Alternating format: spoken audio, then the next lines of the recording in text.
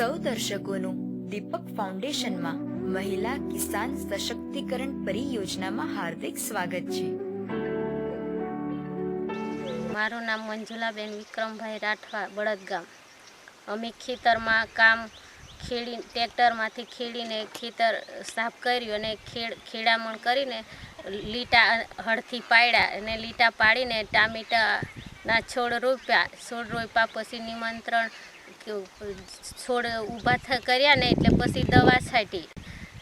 એ દવા લીમડાના પાનની છાંટીને પછી ટામેટા ઊભા કર્યા અને પછી ટામેટા મોટા થયા એટલે તાર ટેકા આપ્યા। તાર ટેકા પછી ટામેટા લાગવાના શરૂ થયા ને એટલે હાવ ટામેટા વીણીને વેચવા પેટી ભર્યા।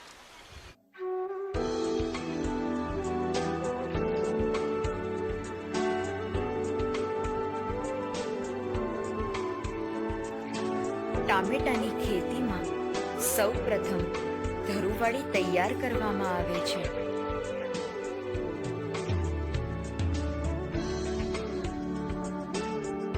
ધરુવાડી માટે જમીન તૈયાર કરીને ઉત્તમ ગુણવત્તાવાળું બિયારણ વાપરી ધરુ બનાવવામાં આવે છે।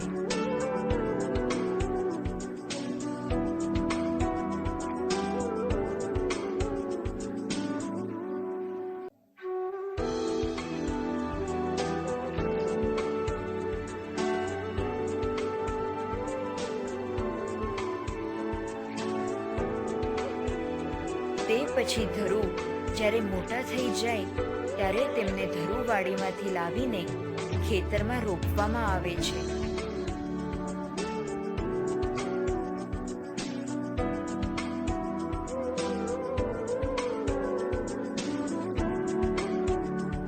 સામાન્ય રીતે રોપતી વખતે 2 છોડ વચ્ચે 1 ફૂટનું અને 2 ચાસ વચ્ચે 6 ફૂટનું અંતર રાખવામાં આવે છે।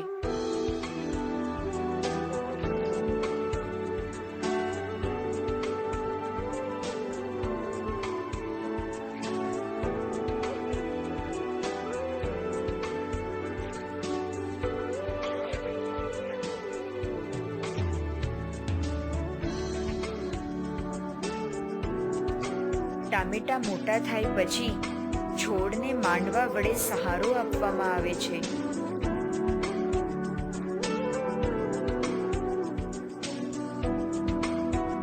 માંડવામાં છોડને ટકાવવાથી ટામેટા ઉપર જમીન પરના રોગ ઓછા લાગે છે અને ઉત્પાદનમાં વધારો થાય છે।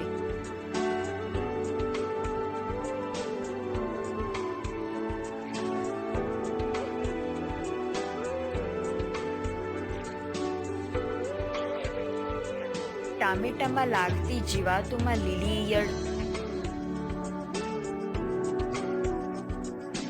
સફેદ માખી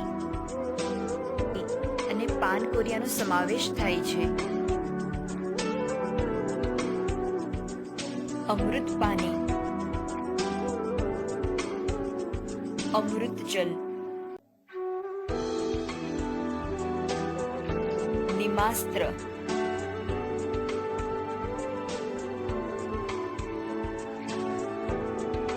બ્રહ્માસ્ત્ર તથા અગ્નિયાસ્ત્ર દવા બનાવી પાક પર છાંટવાથી આ જીવાતોમાં ઘણું નિયંત્રણ મેળવી શકાય છે અને જમીનમાં પોષણ આપી શકાય છે।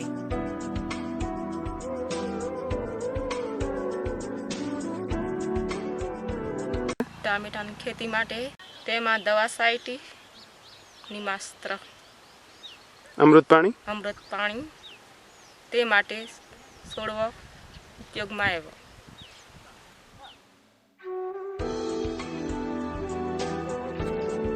જૈવિક દવાઓના નિયમિત છંટકાવથી છોડ ખૂબ જ તંદુરસ્ત બને છે અને ટામેટાનો ઉતારો પણ ખૂબ જ સારો મળે છે।